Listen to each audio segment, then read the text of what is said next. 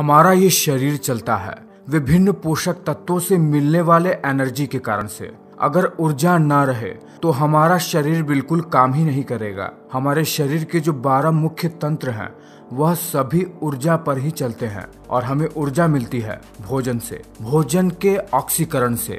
अगर जो भोजन हम खाते हैं उसका पाचन होगा ही नहीं तो हमें एनर्जी तो मिलेगी ही नहीं। साथ ही साथ वह पोषक तत्व जो हमारे शरीर को बनाते हैं, जैसे प्रोटीन जो हमारे मसल्स को बनाती है और उसकी मरम्मत करती है, विटामिन्स जो मिनरल्स को अब्सॉर्ब करने का काम करते हैं, और कुछ खास मिनरल्स जो ब्लड जैसे चीजों को बनाते हैं। अगर वो चीजें हमें मिलेंगी ही नहीं तो हमारा शरीर प्रॉपर तरीके से काम ही नहीं करेगा। और यह सब हमें मिलता है भोजन से, और केवल भोजन खाने से ही हमें पोषक तत्व नहीं मिलते हैं। उस भोजन का पाचन होता है, जिसके बाद हमारे पेट में मौजूद ब्लड वेसल्स भोजन में मौजूद उन पोषक तत्वों को अवशोषित कर शरीर के विभिन्न भागों में पहुंचा देते हैं, तभी हमें पोषक तत्व मिलते हैं। तो अगर अब तक आप यह बात जानते ही नहीं हैं कि भोजन पचता कैसे है, आखिर जो खाना हम खाते हैं वो पचता कैसे है, तो अब तक आपका जीवन एक मामले में अधूरा ही है, क्योंकि यह बात आपको पता ही नहीं है कि आपका शरीर चल कैसे रहा है, आखिर शरीर में ऊर्जा का संचरण होता कैसे है। तो बिना समय गवाए, बिना फालतू की बात किए हुए आपको तुरंत बताते हैं कि हमारे शरीर में भोजन पचता कैसे है। जैसे ही जब हम अपने फूड को मुंह में डालते हैं, हमारे खाने में हमारा सलाइवा मिल जाता है और दांत भोजन को कई सारे छोटे छोटे टुकड़ों में तोड़ने का काम करता है। यह सबसे महत्वपूर्ण काम होता है, क्योंकि खाना पचने के लिए यह जरूरी होता है कि भोजन को जितना हो सके उतने छोटे छोटे टुकड़ों में तोड़ दिया जाए। फिर इन टुकड़ों के ऊपर हमारे मुंह में ही मौजूद, जिसे कहते हैं बकल कैविटी, उसके अंदर ही दांतों और जीभ के बीच में सैलिवरी ग्लैंड पाई जाती है, जिससे सलाइवा निकलता है। यह सलाइवा भोजन के साथ मिलकर भोजन को बहुत ही ज्यादा मुलायम बना देता है। सलाइवा में ऐसे केमिकल मिले होते हैं जो फूड को ब्रेक डाउन करते हैं। उसके बाद जैसे ही यह भोजन हमारे जीभ पर आता है, हमारे जीभ में मौजूद टेस्ट बर्ड्स इसके स्वाद को हमारे ब्रेन तक पहुंचाते हैं। उसके बाद ही ये स्मूथ फूड जो कि सलाइवा की वजह से हुआ है, वो भोजन की नली से होते हुए, जिसे इसोफेगस कहते हैं, एक बैग लाइक स्ट्रक्चर जो कि स्टमक होता है, वहां पर जाता है। और जैसे ही भोजन स्टमक में जाता है, वहां से शुरू होता है भोजन का असली पाचन। पर खास बात यह है कि जब हमारा भोजन हमारे भोजन नली से हमारे पेट की तरफ जाता है, तब यह एक खास प्रकार की मूवमेंट, जिसे पेरिस्टालसिस कहते हैं, उस मूवमेंट के तहत हमारे पेट में जाता है, जिसमें होता यह है कि नली अपने आप को सिकोड़ती है और फैलाती है, जिसकी वजह से फूड आसानी से पेट की तरफ चला जाता है। जैसे ही भोजन स्टमक में पहुंचता है, स्टमक इस फूड को अपने इनर लाइनिंग से निकलने वाले गैस्ट्रिक डाइजेस्टिव जूस,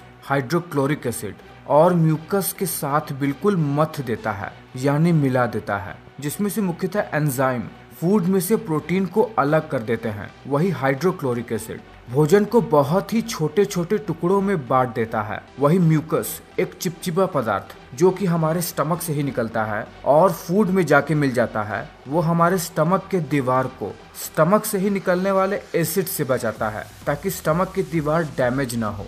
स्टमक में से निकलने वाले हाइड्रोक्लोरिक एसिड की वजह से पेट में मौजूद और फूड में मौजूद कुछ हानिकारक बैक्टीरिया हमारे पेट में ही मर जाते हैं, जिससे बैक्टीरिया हमारे शरीर को बहुत ज्यादा डैमेज नहीं पहुंचा पाते हैं। अगर आप इस चित्र को ध्यान से देख पा रहे हैं तो आप देख रहे हैं कि स्टमक से जुड़ा हुआ है हमारा स्मॉल इंटेस्टाइन, यानी हमारी छोटी आंत, हमारा फूड जो कि पेट में ही मौजूद कई सारे डाइजेस्टिव गैस्ट्रिक जूस के साथ मिल जाता है। उसके बाद इसमें मिले हुए मिक्स मटेरियल को काइम कहा जाता है, और यह काइम अब स्टमक से स्मॉल इंटेस्टाइन की तरफ बढ़ने लगता है। इस पूरे प्रोसेस में लगभग 2 घंटे का समय लगता है, जो कि अलग अलग फूड पर निर्भर करता है। जैसे ही ये भोजन स्टमक से छोटी आंत की तरफ बढ़ता है, इसमें और भी कई तरीके के केमिकल रिएक्शन होने लगते हैं। हमारी छोटी आंत लगभग 7.5 मीटर तक लंबी होती है, जो कि बहुत ज्यादा कॉइल्ड स्ट्रक्चर होता है, यानी बहुत ही कॉम्प्लेक्स कॉइल्ड स्ट्रक्चर होता है हमारी छोटी आंत का।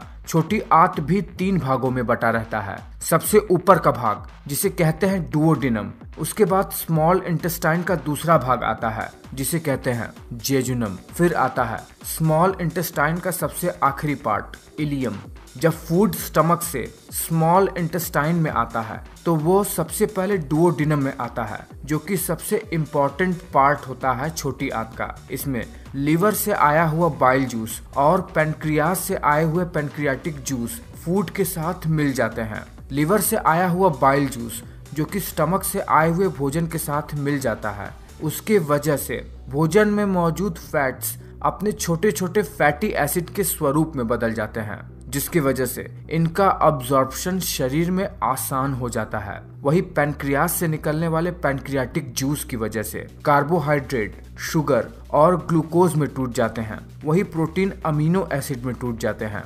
अब जब इन जूस की मदद से भोजन में पाए जाने वाले महत्वपूर्ण पोषक तत्व अपने छोटे छोटे स्वरूप में आ जाते हैं, तो इसके कारण से छोटी आंत से यह ब्लड स्ट्रीम में अब्सॉर्ब होने के लिए तैयार हो जाते हैं। छोटी आंत के दूसरे हिस्से जेजुनम में पहुंचते ही छोटी आंत के दीवार पर मौजूद छोटी छोटी फिंगर लाइक स्ट्रक्चर जिसे विलीज कहते हैं, उनमें मौजूद छोटी छोटी ब्लड कैपिलरी में इन पोषक तत्वों का अब्जॉर्प्शन शुरू हो जाता है और यह प्रोटीन, कार्बोहाइड्रेट और फैट जैसे चीजें अब ब्लड वेसल में जाकर पूरे शरीर के विभिन्न अंगों में और शरीर के बाकी के अंगों में पहुंचने लगते हैं। धीरे धीरे इनका पाचन होते ही ये भोजन छोटी आंत के तीसरे हिस्से इलियम में पहुंच जाते हैं, जहां पर इन भोजन में मौजूद मिनरल्स का भी अब्जॉर्प्शन शुरू हो जाता है, जहां से हड्डियों वाले और खून जैसे चीजों को बनाने वाले खनिज तत्व शरीर के विभिन्न भागों में पहुंच जाते हैं। इतना सब होने के बाद भोजन छोटी आंत से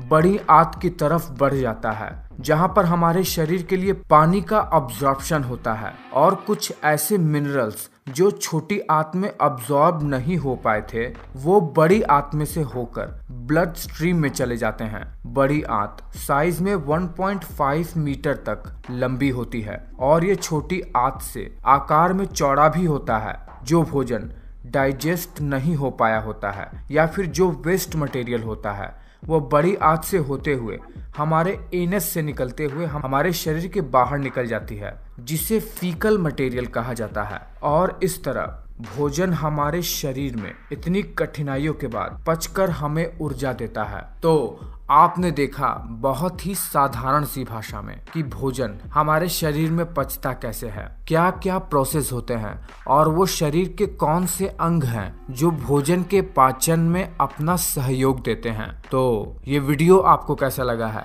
आपको ये जानकारी कैसी लगी है? अगर ये बात आप पहले से ही जानते हैं और आपको इसके बारे में और भी ज्यादा कुछ पता है तो ये बात मुझे नीचे कमेंट करके जरूर बताइएगा। बिल्कुल भी हिचकिएगा मत, मैं ये बात जानना चाहता हूँ। और वीडियो अच्छा लगा है तो एक लाइक कर देना और इंतजार कीजिएगा मेरे अगले वीडियो का। उम्मीद करते हैं अगला वीडियो आपको और भी ज्यादा अच्छी जानकारी दे पाने में सक्षम हो पाएगा। मैं मिलता हूँ आपसे अगले वीडियो में।